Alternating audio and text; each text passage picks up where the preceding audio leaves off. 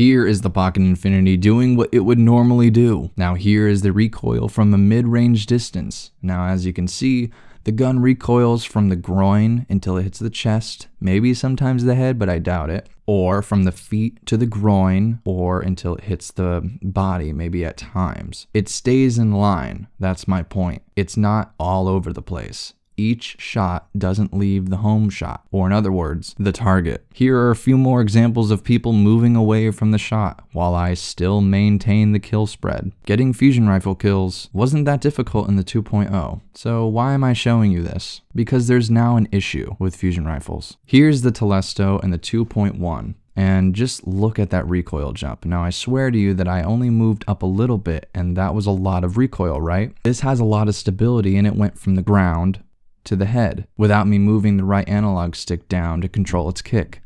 This is the kind of recoil you'd expect from a low stability fusion rifle like the Dark Blade Spite. Here's the recoil. As you can see, it's just as much, if not more, recoil. Here is a similar encounter that I had with the Dark Blade instead. This time I lined up my shot at the feet, and this is what should happen. But watch the recoil. You'll see this time that it won't hit my target properly. I understand it's a different fusion rifle, but the aim assist should still work the same along with the recoil pattern. Now look, I go from the feet all the way up to the groin and then the body while swaying off to the left, which means that low stability fusion rifles now have more unpredictability now, which is unfortunate. And then I end up at the head area. I only land one of the 7 coils. This is bad because this happens to me all the time now with Pocket Infinity along with the other fusion rifles. I shot again and I slightly missed right there.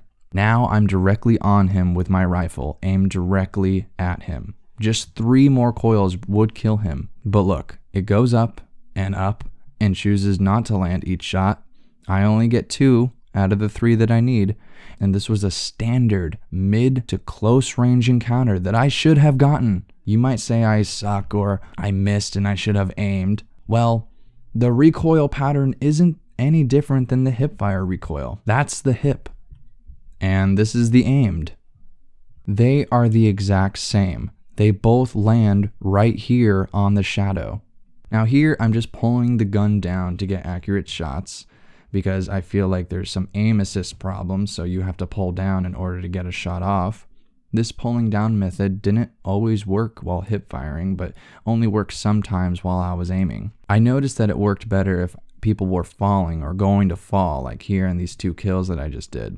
Pulling down means a better shot, but it's excessive now and it just takes a lot of force to make a shot land smoothly. I wanted to see if a higher stability fusion rifle had this recoil issue. Here's the Telesto's recoil pattern.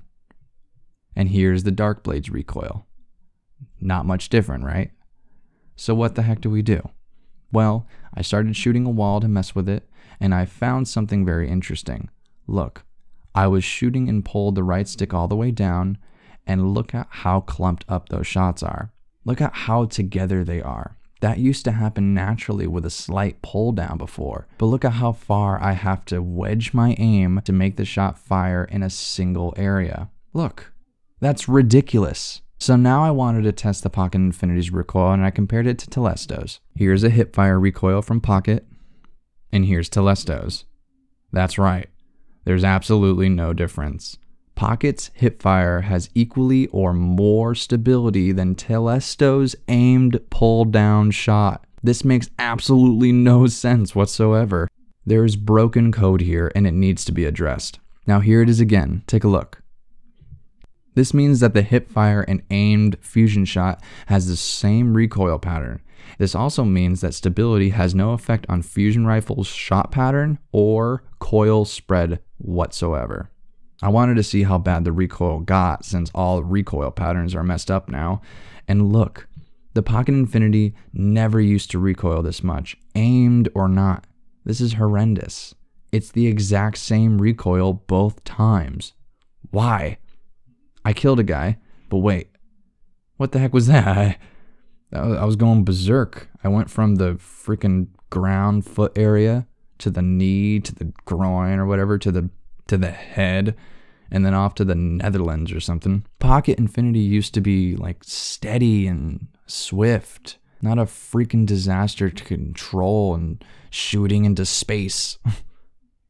Here's another mid-range encounter. I know he was hiding, but here I am shooting, and look, I'm 2 whole or maybe 3 whole bodies above my aim sight. A gun like this should fire in the aim sight, like this for example. Not here, forcing me trying to control its temper tantrum. And when I aim at the feet, it should go no higher than the waist or the head.